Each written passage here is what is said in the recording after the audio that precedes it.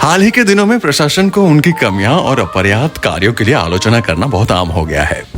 हालांकि शहर में हो रहे हर एक काम के लिए प्रशासन को जिम्मेदार ठहराना जरूरी है और उनकी जवाबदेही बनती भी है।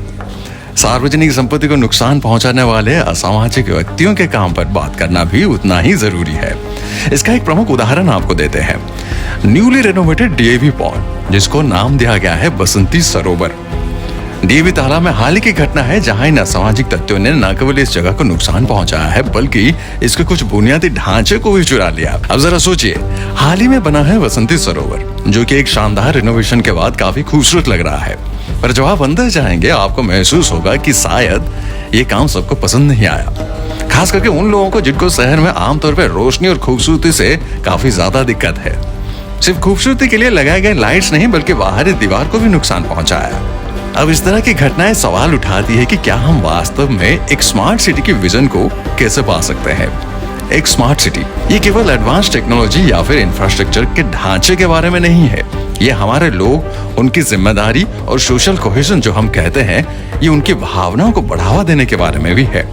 कितनी ट्रांसपेरेंसी है चीजें बनाने में, ये सवाल तो सभी पूछते हैं, लेकिन अभी इससे बड़ा सवाल ये बन गया है कि असामाजिक व्यक्तियों से कैसे निपटा जाए। ये सबसे बड़ी चुनौती है अब इस शहर के लिए। कहीं खड़े हैं तो लाइट को लात मार दिया, किसी जगह को खोद के अपने और अपने प्रेमिका का नाम लिख दिया, कहीं पे पेड़ उखाड़ लिए तो कहीं पे जानबूझकर कचरा डाल दिया, जैसे कि ये प्रॉपर्टी सरकार ने सिर्फ उनके और उनके बाप दादाओं के लिए ही बनाई है। कुछ लोगों के लिए ये समझना बहुत ही मुश्किल है कि पब्लिक प्रॉपर्टी का डेफिनेशन क्या है। तो आइए बताते हैं। पब्लिक प्रॉपर्टी जो होता है वो सबके लिए होता है, आम पब्लिक के लिए होता है और सबका इस पर बराबरी से हक है। अगर कोई इसे नुकसान पहुंचाता है तो कोई भी इस पर सवाल उठा सकता है, कोई भी सवाल पूछ सकता है। खराब काम का तो हिसाब ले सकते हैं, उसे बचा भी जा सकता है, लेकिन इन जाहिलों से कौन बचाए। अब आते हैं इस पर प्रशासन की भूमिका पर। प्रशासन की भूमिका इसमें क्या हो सकती है।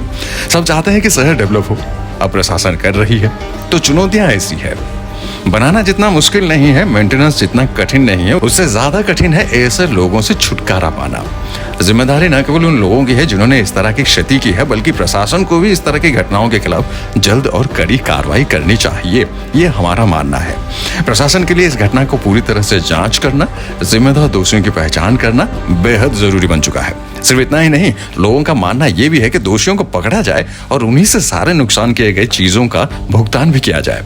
केवल कड़े कदम उठाने से ही प्रशासन ये स्पष्ट संदेश दे सकता है कि हमारे शहर में इस तरह के व्यवहार को बर्दाश्त नहीं किया जाएगा। अब आगे बढ़ते हुए देखते हैं कि अब इस तरह के काम के बावजूद भी उम्मीदें कितनी है। उम्मीदें लोगों की है। ये सुना गया है कि प्रशासन डीएवी तालाब में नौका विहार शुरू करने की अतिरिक्त आवश्यक कदम उठाने पर विचार कर रहा है और ये एक कमाल का कदम होगा जो लोगों को आकर्षित कर सकता है और भी ज्यादा कि इस जगह पे जाए और उसका आनंद उठाए। जैसे कि हम एक स्मार्ट सिटी बनाने का प्रयास करते हैं, हमें सार्वजनिक संपत्ति को नुकसान पहुंचाने वाले असामाजिक व्यक्तियों द्वारा प्रस्तुत चुनौतियों को पहचानना भी चाहिए।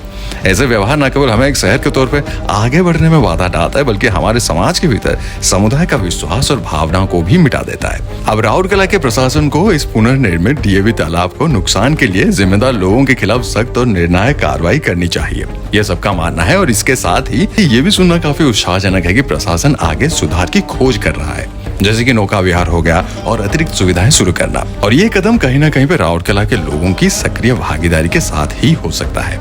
अगर आपको भी ऐसा लगता है कि ये एक बड़ी चुनौती है जिसमें हमें प्रशासन के साथ खड़े होकर लड़ना होगा, और अगर आपको ये भी लगता है कि इन लोगों की जल्द से जल्द पहचान हो और कार्रवाई हो, तो अपने कमेंट के साथ इस वीडियो को शेयर जरूर करें और अपना सुझाव भी दें और फॉलो करें राउरकेला शाइन्स।